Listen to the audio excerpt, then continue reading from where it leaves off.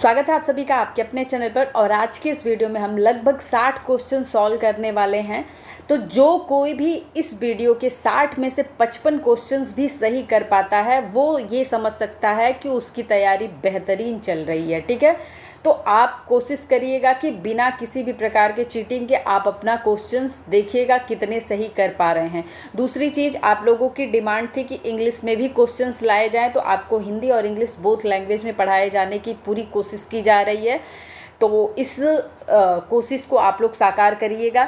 दूसरी चीज़, जिनके पास बहुत सारे प्रश्न हैं, बहुत चीज़ें पूछना चाहते हैं, वो डिस्कशन ग्रुप ज्वाइन कर लेंगे टेलीग्राम का लिंक आपको वीडियो के डिस्क्रिप्शन बॉक्स में मिल जाएगा। वहाँ पे आप ज्वाइन करके अपने प्रश्नों को मेरे समक्ष रख सकते हैं। यदि मैं उपलब्ध रहती हूँ तो आपके क्वेश्चंस का आंसर मैं दूंगी। यदि मैं नहीं दे पाती हूँ तो ग्रुप में बहुत सारे आपके सीनियर्स भी हैं जो इस चैनल से पास आउट हो चुके हैं, तो वो भी अभी भी इस चैनल से जुड़े हुए हैं, तो वो आपको क्या करेंगे, हेल्प करेंगे, आपके प्रश्नों का जवाब आपको वो ज़रूर देंगे।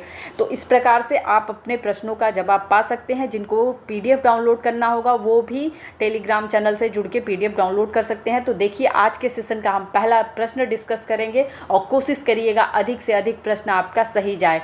ठीक है, पहला प्रश्न है, राष्ट्रीय विकास परिषद की स्थापना की गई थी। तो राष्ट्रीय विकास परिषद की स्थापना 1952 में की गई थी।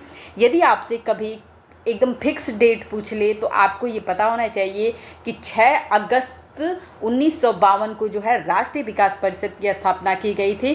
तो डेट भी आप लोग पूरी तरीके से अच्छे से याद रखिएगा, ताकि एग्जाम में अगर कहीं से भी पॉइंट इधर उधर हो तो आपका वो मिस ना होने पाए। दूसरा प्रश्न देखेंगे। दूसरा प्रश्न है, संविधान की मसौदा समिति के समक्ष प्रस्तावना यानी कि प्रियम्बल, भारत के संविधान का जो प्रियम्बल है उसे किसने प्रस्तुत किया था? तो पंडित जवाहरलाल नेहरू ने मसौदा समिति के समक्ष प्रस्तावना, भारतीय संविधान का जो प्रियम्बल है, जो प्रस्तावना है, उसको प्रस्तुत किया था। कब प्रस्तुत किया था? 13 दिसंबर 1946 को प्रस्तुत किया था। इसका आंसर क्या हो जाएगा? ऑप्शन बी हो जाएगा। अगला क्वेश्चन देखेंगे। तीसरा प्रश्न है, स्वतंत्र भारत का प्रथम मुख्य निर्वाचन आयुक्त कौन था? ठीक है, तो स्वतंत्र भारत का प्रथम मुख्य निर्वाचन आयुक्त थे सुकुमार सेन। इनका कार्यकाल था 21 मार्च 1950 से 19 दिसंबर 1958 तक। देखिए, इनका टाइम पीरियड भी याद रखिएगा। अगर आपसे कभी क्या है कि इनका टाइम पीरियड पूछे तो वो आपसे मिस ना हो, ये भी आपके दिमाग में होना चाहिए। चौथा प्रश्न देखेंगे। यदि राष्ट्रपति और उपराष्ट्रपति दोनों ही उपलब्ध नहीं हो तो राष्ट्रपति के कर्तव्यों का निर्वहन कौन करेगा? यदि देखिए, राष्ट्रपति किसी भी कारणवश, जैसे यदि उनका स्वास्थ्य ठीक नहीं है या फिर उनको कहीं और जाना है या किसी भी रीजन से, या फिर राष्ट्रपति की उनके पद पर रहते हुए मौत हो गई, किसी भी कारणवश यदि राष्ट्रपति का पद रिक्त होता है तो ऐसे में राष्ट्रपति का कार्यभार जो होता है उपराष्ट्रपति संभालते हैं। लेकिन किसी कारणवश यदि क्या हो गया कि उपराष्ट्रपति का भी पद जो है खाली है, तो ऐसे में भारत के जो मुख्य न्यायाधीश होंगे वो क्या करेंगे? राष्ट्रपति के कर्तव्यों का कार्यभार संभालेंगे। और इस समय जब वो राष्ट्रपति के कर्तव्यों का निर्वहन करेंगे तो ऐसे में जो न्यायमूर्ति होंगे उनका वेतन भत्ता सभी क्या होगा? राष्ट्रपति के रूप में दिया जाएगा। दूसरी चीज़, ये एक क्वेश्चन यहाँ से और पूछा जाता है कि भारत के पहले ऐसे न्यायमूर्ति कौन हैं जिन्होंने राष्ट्रपति के रूप में कार्य किया? ठीक है, कार्यभार राष्ट्रपति के रूप में कार्य किया। तो एम हिदायतुल्लाह भारत के एक ऐसे राष्ट्रपति हैं जिन्होंने ऐसे न्यायमूर्ति हैं जिन्होंने राष्ट्रपति के रूप में कार्य किया था। तो ये ऑप्शन, यानी कि भारत में एक ऐसा मौका था जब क्या हुआ था, राष्ट्रपति और उपराष्ट्रपति दोनों ही पद रिक्त पाए गए थे, और ऐसे में भारत के मुख्य न्यायाधीश एम हिदायतुल्लाह ने राष्ट्रपति का कार्यभार संभाला था। ठीक, आगे देख। अगला प्रश्न है, पांचवा प्रश्न हमारा है, पुस्तक रोजेज इन दिसंबर के लेखक कौन है? देखिए, पुस्तक रोजेज इन दिसंबर के लेखक हैं न्यायमूर्ति MC छागला। ठीक है, अब देखिए, रोजेज इन दिसंबर से तात्पर्य क्या होता है? रोजेज इन दिसंबर से मतलब है कि गुलाब का फूल जो होता है क्या है, ठंड में खिलता है। दूसरी मतलब ठंड में अच्छे से खिलता है। लेकिन अगर वहीं पे दिसंबर में देखा जाए बहुत कड़ाके की ठंड होती है, बाकी पौधे जो होते हैं झुलस जाते हैं ठंड के कारण। जैसे आलू का पौधा झुलस जाता है, जिसे हम पाला बोलते हैं। बहुत सारी फूल पत्तियाँ होती हैं जिनके पत्ती क्या हो जाती जाते हैं, टेढ़े हो जाते हैं, वो बिल्कुल मर जाते हैं पौधे। तो ये क्या है, ठंड की, कड़ाके की ठंड की वजह से पौधे जो हैं मुरझा जाते हैं, झुलस जाते हैं। ठीक, अब यहाँ पे इनके रोजेज इन दिसंबर कहने का मतलब यही है कि लचीला और उम्मीद का प्रतीक। लेकिन सब कुछ बुरा होने के बाद, मतलब इतने कड़ाके की ठंड पड़ती है, फिर भी एक अच्छा रिस्पांस मिल रहा है। क्या मिल रहा है कि गुलाब के फूल जो है वो खिल रहे हैं। ठीक, तो ये मतलब आपके रोजेज इन दिसंबर का है। अगर पूछ ले आपसे क्वेश्चन कि रोजेज इन दिसंबर पुस्तक के लेखक कौन है, तो रोजेज इन दिसंबर पुस्तक के लेखक हैं न्यायमूर्ति MC छागला। और इनका तात्पर्य यही था इस पुस्तक को लिखने का कि भारत का जो संविधान है वो लचीलेपन और उम्मीद का प्रतीक है। ठीक है, आगे चलेंगे, अगला प्रश्न देखेंगे। अगला प्रश्न हमारा है, भारत में सर्वप्रथम सार्वभौमिक वयस्क मताधिकार को प्रस्तुत किया गया था। ठीक है, तो भारत में सबसे पहले जो है सार्वभौमिक मताधिकार की अगर बात की जा रही है, तो देखिए अभी जितने भी आपके स्वतंत्रता से पहले जितने भी बार चुनाव के अवसर हुए थे, उसमें किसी ना किसी प्रकार के आपको मतभेद देखने को मिला था। कभी क्या था कि जातिवादी आपको सांप्रदायिक तौर पे वोट कराए गए, कभी लड़कों को वोट करने का, यानी कि पुरुषों को वोट करने का मौका दिया गया, लेकिन औरतों को उसका अवसर नहीं प्रदान किया गया। लेकिन जब भारत स्वतंत्र हो गया, तो भारत स्वतंत्र होने के बाद से नए भारत के संविधान के अनुसार भारत के सभी नागरिकों को समान रूप से वोट करने का अधिकार प्राप्त हुआ। तो अतः इस प्रश्न का सही आंसर हो जाएगा ऑप्शन ए। भारत के नए संविधान के अनुसार भारत के सभी नागरिकों को सार्वभौमिक वयस्क मताधिकार देने का अवसर प्राप्त हुआ था। ऑप्शन ए इस प्रश्न का सही आंसर हो जाएगा। अगला प्रश्न देखेंगे, 26 नवंबर 1949 को भारतीय संविधान को किसके द्वारा अंगीकृत किया गया था? तो देखिए भारत का जो संविधान अंगीकृत किया गया था, ये संविधान सभा द्वारा, क्योंकि संविधान को बनाए जाने के लिए क्या किया गया था, संविधान सभा गठित किया गया था। और संविधान सभा के जो प्रतिनिधि थे उनके द्वारा क्या किया गया था, संविधान को अंगीकृत किया गया था। तो इस प्रश्न का सही आंसर हो जाएगा ऑप्शन डी। संविधान सभा में भारत के लोगों के जो प्रतिनिधि थे, यानी कि भारत के नागरिकों ने जिस प्रतिनिधि को संविधान सभा के लिए चुना, उस संविधान सभा ने भारतीय संविधान को क्या किया, 26 नवंबर 1949 को अंगीकृत किया। ठीक है, तो ये आंसर हो जाएगा ऑप्शन डी इस प्रश्न का। जिनको भी PDF डाउनलोड करना है, टेलीग्राम ग्रुप से ज्वाइन कर लेंगे, वहाँ से आप इसको डाउनलोड कर सकते हैं। इसके बाद है, किस क्षेत्र में नोबेल पुरस्कार नहीं दिया जाता? तो देखिए नोबेल पुरस्कार जो है भौतिक विज्ञान, रसायन और चिकित्सा के क्षेत्र में दिया जाता है, लेकिन गणित के क्षेत्र में जो है आपको नोबेल पुरस्कार नहीं दिया जाता। ऑप्शन सी इस प्रश्न का क्या हो जाएगा, सही आंसर हो जाएगा।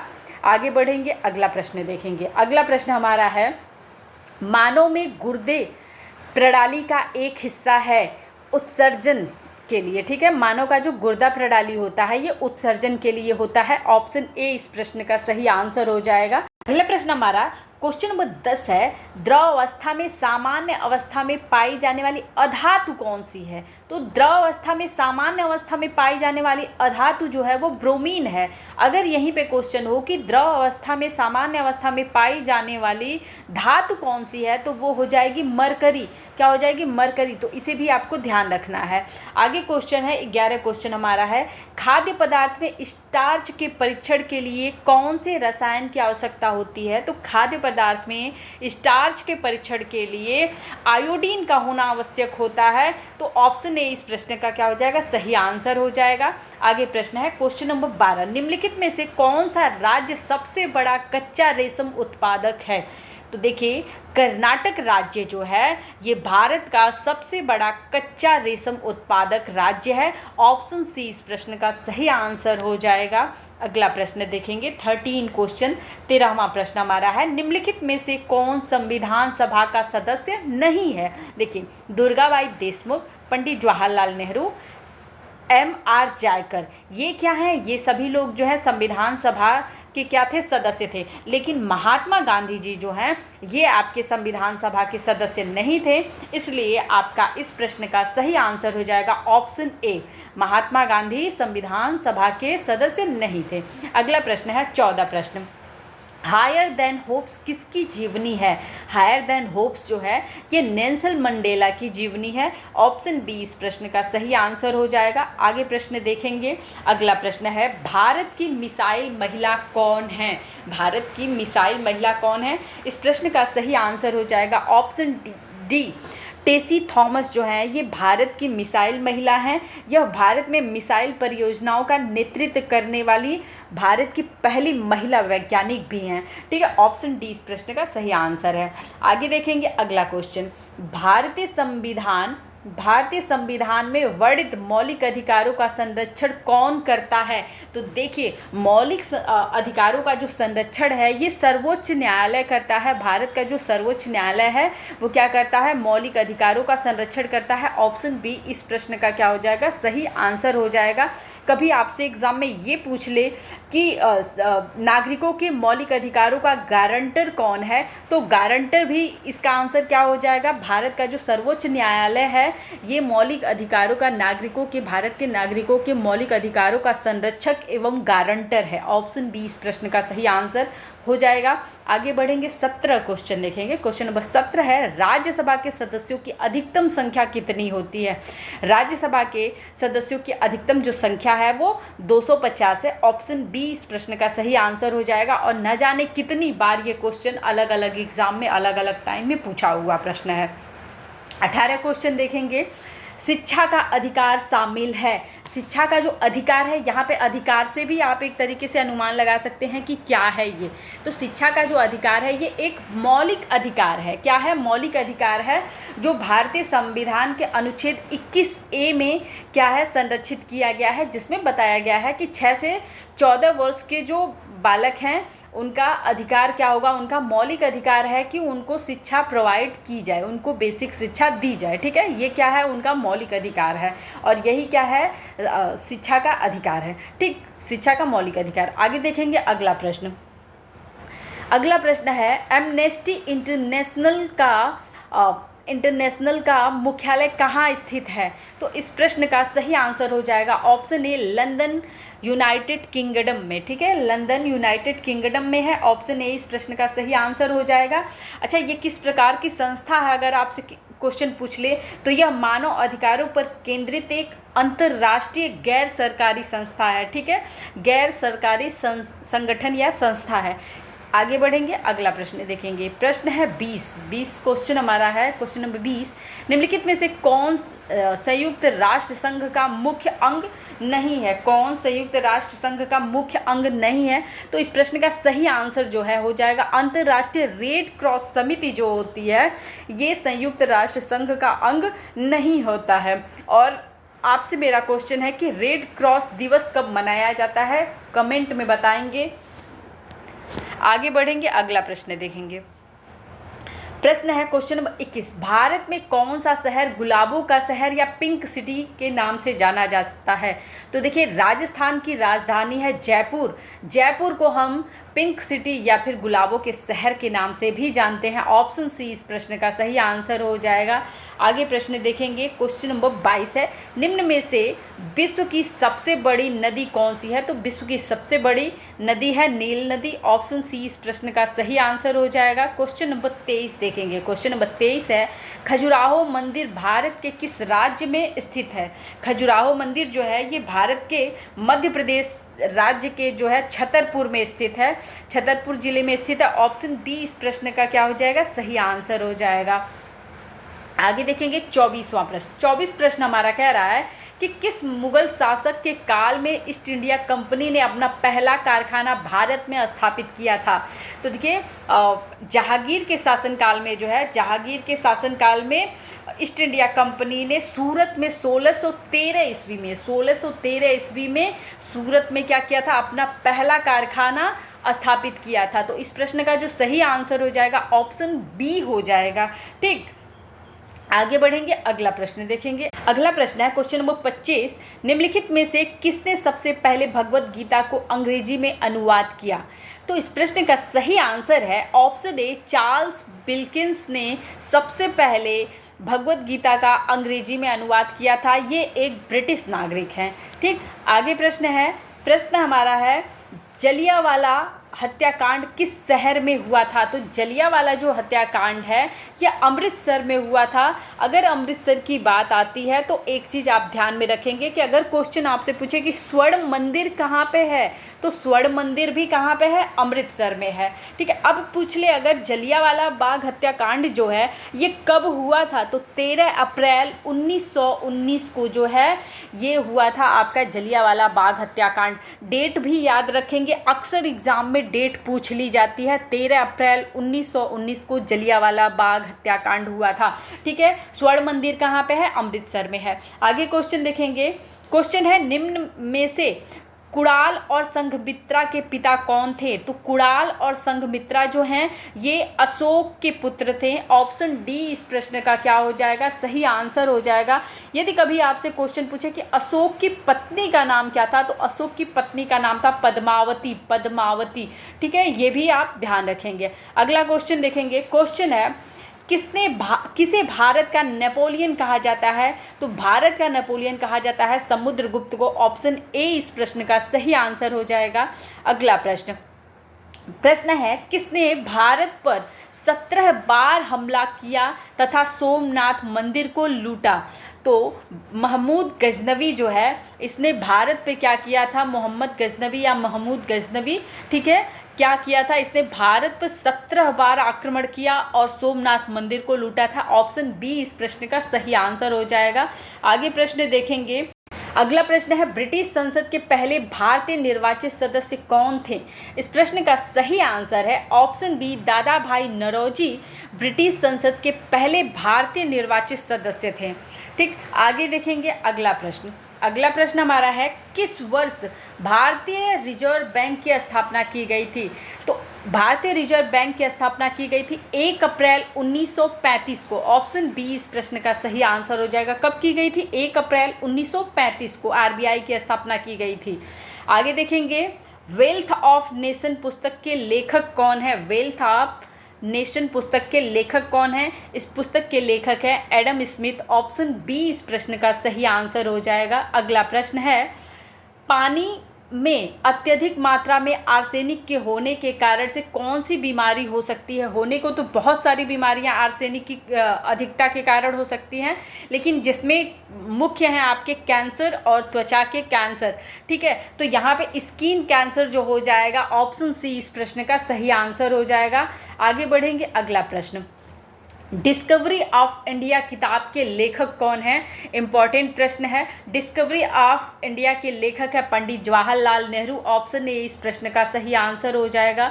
अगला प्रश्न है विश्व साक्षरता दिवस कब मनाया जाता है? विश्व साक्षरता दिवस 8 सितंबर को मनाया जाता है। ऑप्शन बी इस प्रश्न का सही आंसर है। अगले प्रश्न पे चलेंगे। अगला प्रश्न हमारा है भारत का कौन सा केंद्रीय विश्वविद्यालय है जिसका कुलाधिपति भारत का प्रधानमंत्री होता है? बहुत ही अच्छा क्वेश्चन पूछा है। क्वेश्चन क्या है कि भारत का कौन सा केंद्रीय विश्वविद्यालय, सेंट्रल यूनिवर्सिटी ऐसी कौन सी है जिसका जो कुलपति होता है वो भारत का प्रधानमंत्री खुद होता है? तो इस प्रश्न का सही आंसर है ऑप्शन डी विश्व भारती विश्वविद्यालय जो है ये भारत का केंद्रीय विश्वविद्यालय है और इसके जो कुलाधिपति होते हैं ये भारत के प्रधानमंत्री होते हैं। Option D is right answer. Question है विश्व की प्रथम महिला प्रधानमंत्री किस देश की थी? इस प्रश्न का सही आंसर है ऑप्शन ए श्रीलंका देश की थी। ठीक है, देखिए श्रीलंका में 1960 में प्रथम महिला प्रधानमंत्री सिरिमाओ भंडारनाय बनी थी। इस वजह से इस प्रश्न का सही आंसर हो जाएगा विश्व की प्रथम महिला प्रधानमंत्री श्रीलंका से थी जिनका नाम था सिरिमाओ भंडारन। ठीक है, इसके बाद हम चलेंगे अगले प्रश्न पर। अगला प्रश्न हमारा है अपने पहले मैचों की टेस्ट सीरीज में लगातार 3 शतक लगाने वाले बैट्समैन कौन है? अब यहाँ पे आप ये नहीं ध्यान ये देना है कि हमको जो है विकल्प क्या क्या दिया है और विकल्प के हिसाब से कौन सा आंसर सही होना चाहिए। तो यहाँ पे इस प्रश्न का सही आंसर हो जाएगा ऑप्शन डी अजहरुद्दीन। ठीक है ना, ऑप्शन डी इस प्रश्न का सही आंसर हो जाएगा। आगे बढ़ेंगे। अगला प्रश्न देखेंगे। कौन सा जानवर सबसे अधिक लंबा है? तो सबसे अधिक लंबा जो जानवर है वो जिराफ है। ऑप्शन बी इस प्रश्न का सही आंसर हो जाएगा। अगला प्रश्न देखेंगे, किस संविधान संशोधन के द्वारा 9वीं अनुसूची जो है संविधान में जोड़ी गई थी? तो पहला ही संविधान संशोधन 1951 में किया गया था, जिसके द्वारा क्या किया गया था, उसी के द्वारा क्या किया गया था, भारतीय संविधान में 9वीं अनुसूची को जोड़ा गया था। ठीक है, ऑप्शन सी इस प्रश्न का सही आंसर हो जाएगा। यदि आपसे कभी क्वेश्चन में ये पूछे कि 9वीं अनुसूची का जो विषय है वो क्या है, तो भूमि सुधार एवं न्यायिक समीक्षा से जुड़े अन्य कानून जो हैं 9वीं अनुसूची में रखे गए हैं। आगे बढ़ेंगे, अगला प्रश्न देखेंगे। अगला प्रश्न हमारा है, जब अकबर अवयस्क था तब उसका संरक्षक कौन था? तो जब अकबर अवयस्क था तो उसका जो संरक्षक था वो बैरम खां था। ऑप्शन डी इस प्रश्न का सही आंसर हो जाएगा। अगला प्रश्न है, निम्न में से कौन सा युद्ध 1192 एडी में लड़ा गया था? इस प्रश्न का सही आंसर हो जाएगा तराइन का दूसरा युद्ध जो है, तराइन का दूसरा युद्ध जो है ये 1192 एडी में लड़ा गया था। यह युद्ध जो है पृथ्वीराज चौहान और मोहम्मद गौरी के बीच हुआ था, जिसमें पृथ्वीराज चौहान क्या हुए थे, पराजित हो गए थे, यानी कि मोहम्मद गौरी की विजय हुई थी और पृथ्वीराज चौहान क्या हुए थे, मोहम्मद गौरी से पराजित हुए थे। ठीक, आगे बढ़ेंगे, अगला प्रश्न देखें। अगला प्रश्न है, किन परिस्थितियों में सूर्य ग्रहण लगता है? तो सूर्य ग्रहण तब होता है जब चंद्रमा क्या है, सूर्य और पृथ्वी के बीच में आ जाता है। जब चंद्रमा क्या करे, सूर्य और पृथ्वी के बीच में आ जाए, तो ऐसी परिस्थिति में सूर्य ग्रहण लगता है। ऑप्शन ए इस प्रश्न का सही आंसर हो जाएगा। अगला प्रश्न है, निम्न में से किस दिन किस वर्ष संयुक्त राष्ट्र संघ चार्टर अस्तित्व में आया? तो संयुक्त राष्ट्र संघ चार्टर जो है ये 24 अक्टूबर 1945 को अस्तित्व में आया था। ऑप्शन बी इस प्रश्न का सही आंसर हो जाएगा। आगे बढ़ेंगे, अगला क्वेश्चन देखेंगे, निम्नलिखित में से कौन मौलिक अधिकार नहीं है? तो यहाँ पे देखिए, संपत्ति का जो अधिकार था ये शुरुआत में क्या था, मौलिक अधिकार था, लेकिन 44वें संविधान संशोधन के द्वारा इसे विधिक अधिकार करार दे दिया गया और भारतीय संविधान के अनुच्छेद 300 क में इसे रखा गया है। ठीक है, तो ये अब क्या है, संपत्ति का अधिकार एक विधिक अधिकार है, न कि मौलिक अधिकार। आगे देखेंगे, अगला प्रश्न, किसने पानीपत के पहले युद्ध में इब्राहिम लोदी को हराकर भारत में मुगल शासन की स्थापना की? ठीक है, तो इस प्रश्न का सही आंसर हो जाएगा, पानीपत के पहले युद्ध में इब्राहिम लोदी को बाबर ने हराया था। बाबर ने हरा करके क्या किया था, मुगल वंश की नींव रखी थी। तो इस प्रश्न का आंसर जो हो जाएगा ऑप्शन ए हो जाएगा। आगे बढ़ेंगे, अच्छा, पानीपत का पहला युद्ध हुआ कब था? तो 1526 में हुआ था। अगला प्रश्न है, भारतीय दंड संहिता यानी कि आईपीसी 1860 प्रारूपण से संबंधित कौन है? तो देखिए, जो हमारी पुरानी आईपीसी थी, स्वतंत्रता से पहले की थी और जिसकी अध्यक्षता किया था लॉर्ड मैकाले ने। तो यहाँ पे जो प्रारूपण है, जो प्रारूप तैयार किया था, ये लॉर्ड मैकाले ने ही किया था। ऑप्शन ए इस प्रश्न का सही आंसर हो जाएगा। इंपॉर्टेंट प्रश्न भी है। अब देखिए, आप लोगों को ये बहुत जानना जरूरी है कि आईपीसी और अभी जो भारतीय न्याय संहिता बनी है इसके बीच में क्या डिफरेंस है, कौन कौन से नए सेक्शंस बने हैं इन और क्या क्या चीज़ें हैं इनके बीच में। अब डिफरेंस करके जो है क्वेश्चन अंतर के तौर पे क्वेश्चंस आपसे पूछेगा, यहाँ तक कि सुमेल करने के लिए बहुत सारे क्वेश्चंस आपसे पूछे जा सकते हैं। यानी कि अब सोचिए, एग्जामिनर के पास बहुत सारे कंटेंट है और अब आपको पढ़ने के लिए 3 और बुकों का डोज मिल गया है, तो उसको भी आपको देखना पड़ेगा। आगे क्वेश्चन है, जो व्यक्ति अपने ऋणों का भुगतान नहीं कर सकता उसे क्या कहते हैं? तो ऐसा व्यक्ति जो या कंपनी जो अपने लिए हुए ऋण का भुगतान करने में असमर्थ है, असक्षम है, उसे हम क्या कहते हैं? उसे दिवालिया घोषित कर दिया जाता है, वो दिवालिया हो जाता है। तो क्या हो जाएगा इस प्रश्न का सही आंसर? ऑप्शन ए इस प्रश्न का सही आंसर हो जाएगा। आगे प्रश्न देखेंगे। आगे हमारा प्रश्न है, सूर्य के प्रकाश से शरीर में कौन सा विटामिन प्राप्त होता है? तो देखिए, अक्सर अगर विटामिन डी की कमी होती है तो डॉक्टर्स सजेस्ट करते हैं कि सुबह की पहली धूप जो होती है, यानी कि 6 से 8 के बीच की जो धूप होती है, वो धूप आप ज़रूर लीजिए। 10 मिनट 5 मिनट जो है धूप में निकलिए, अपनी बॉडी को धूप दीजिए, ठीक है। तो विटामिन डी जो होता है भरपूर मात्रा में सूर्य के प्रकाश में होता है, और अगर किसी भी इंसान के शरीर में विटामिन डी की कमी हो रही है तो वो सुबह की धूप लेकर के अपने विटामिन डी को कंप्लीट कर सकता है। ऑप्शन डी इस प्रश्न का सही आंसर हो जाएगा। आगे बढ़ेंगे, अगला प्रश्न, निम्नलिखित अधिकारों में से किस एक अधिकार को डॉक्टर भीमराव अंबेडकर ने संविधान का दिल एवं आत्मा बताया है? तो संवैधानिक उपचारों के अधिकार अनुच्छेद 32 को, संवैधानिक उपचारों का अधिकार किस अनुच्छेद में है? तो अनुच्छेद 32 में है, ठीक है। अनुच्छेद 32 को भीमराव अंबेडकर ने दिल और आत्मा बताया है। ऑप्शन डी इस प्रश्न का सही आंसर हो जाएगा। आगे प्रश्न देखेंगे, निम्नलिखित में से किसकी नियुक्ति राष्ट्रपति नहीं करता है? तो लोकसभा अध्यक्ष की जो नियुक्ति है ये राष्ट्रपति नहीं करता है, बल्कि लोकसभा के जो सदस्य होते हैं वो इनका चुनाव करते हैं, और चुनाव के बाद इनका पद डिसाइड होता है कि कौन लोकसभा अध्यक्ष बनेगा, ठीक है ना। यानी कि राष्ट्रपति का इसमें किसी भी प्रकार का कोई योगदान नहीं होता है। अगला क्वेश्चन है, कौन सा धार्मिक ग्रंथ विश्व की सबसे पुरानी ग्रंथ है? तो विश्व की सबसे पुरानी जो ग्रंथ है वो ऋग्वेद है। ऑप्शन ए इस प्रश्न का सही आंसर हो जाएगा। कभी कभी ऋग्वेद से संबंधित कई और प्रश्न भी पूछ लिए जाते हैं, जैसे ऋग्वेद में कितने मंडल हैं, ऋग्वेद में कितने सूक्त हैं। तो याद रखेंगे ऋग्वेद में कुल 10 मंडल हैं, ठीक है। ऋग्वेद जो है सबसे पुराना वेद माना गया है, सबसे पुराना ग्रंथ माना गया है, और ऋग्वेद में जो है 10 मंडल हैं, 1028 इसमें सूक्त हैं। कितने सूक्त हैं? 1028 सूक्त हैं। आगे बढ़ेंगे, अगला प्रश्न देखेंगे। अगला प्रश्न है, वायु की गति को नापने के लिए किस यंत्र का प्रयोग किया जाता है? तो वायु की गति को नापने के लिए एनेमीटर का प्रयोग किया जाता है।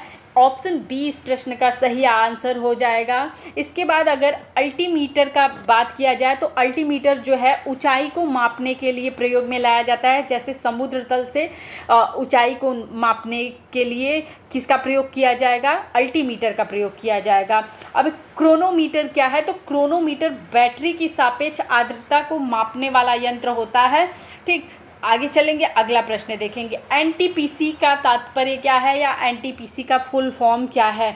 तो एनटीपीसी का जो फुल फॉर्म है नेशनल थर्मल पावर कॉर्पोरेशन होता है। ऑप्शन डी इस प्रश्न का सही आंसर हो जाएगा। आगे बढ़ेंगे, अगला प्रश्न देखेंगे। प्रश्न है, व्हाइट पेपर क्या होता है? व्हाइट पेपर यानी कि श्वेत पत्र क्या होता है? कई बार एग्जाम में पूछा हुआ ये प्रश्न है। श्वेत पत्र क्या होता है? श्वेत पत्र एक सूचनात्मक दस्तावेज होता है जिस पे सरकार क्या करती है, या कोई भी कंपनी या कोई भी अधिकारी अपने नीतिगत मामलों पर क्या करता है? विचार करता है, ठीक है। तो इस प्रश्न का जो सही आंसर हो जाएगा ऑप्शन ए, नीतिगत मामलों पर सरकार का विचार क्या होता है? व्हाइट पेपर कहलाता है। ऑप्शन ए हो जाएगा इस प्रश्न का सही आंसर। अगला प्रश्न देखेंगे, देश में पर्यावरण विधि की समीक्षा के लिए किस समिति को गठित किया गया था? तो देश में पर्यावरण विधि की समीक्षा के लिए सुब्रमण्यम समिति का गठन किया गया था। ऑप्शन ए जो हो जाएगा इस प्रश्न का सही आंसर हो जाएगा। आगे बढ़ेंगे, अगला प्रश्न देखेंगे। अगला प्रश्न है, भारतीय अंतरिक्ष अनुसंधान संगठन का मुख्यालय कहाँ है? यानी कि इसरो का मुख्यालय कहाँ है? तो इसरो का जो मुख्यालय है कर्नाटक के बेंगलुरु में है। तो ऑप्शन सी इस प्रश्न का सही आंसर हो जाएगा। ऑप्शन सी क्या हो जाएगा? सही आंसर हो जाएगा। इसरो का मुख्यालय कहाँ पे है? बेंगलुरु में है। आगे प्रश्न है, अगला प्रश्न है, चीन की प्रथम महिला अंतरिक्ष यात्री कौन है? इस प्रश्न का सही आंसर है ऑप्शन बी, लियू यांग चीन की प्रथम महिला अंतरिक्ष यात्री हैं, ठीक है। इसी के साथ में आज का ये सेशन समाप्त होता है। यदि वीडियो पसंद आई हो तो वीडियो को लाइक और शेयर जरूर करिएगा। चैनल पर पहली बार आए हो तो चैनल को सब्सक्राइब कर लीजिएगा ताकि आने वाली वीडियो की नोटिफिकेशन आपको मिलती रहे। इस वीडियो के लास्ट में आप हमको ये कमेंट में ज़रूर बताइएगा कि आप कितने क्वेश्चन सही कर पाए हैं, क्योंकि इस सेशन में आपको एक से बढ़ के एक क्वेश्चंस आपको देखने को मिले होंगे। अगर आप 55 क्वेश्चन सही करते हैं तो ये मैं श्योर बता रही हूँ कि आप निश्चित तौर पे अपने एग्ज़ाम के लिए पूरी तरीके से तैयार हैं। तो चलिए वीडियो यहीं पे समाप्त करते हैं। वीडियो देखने के लिए धन्यवाद।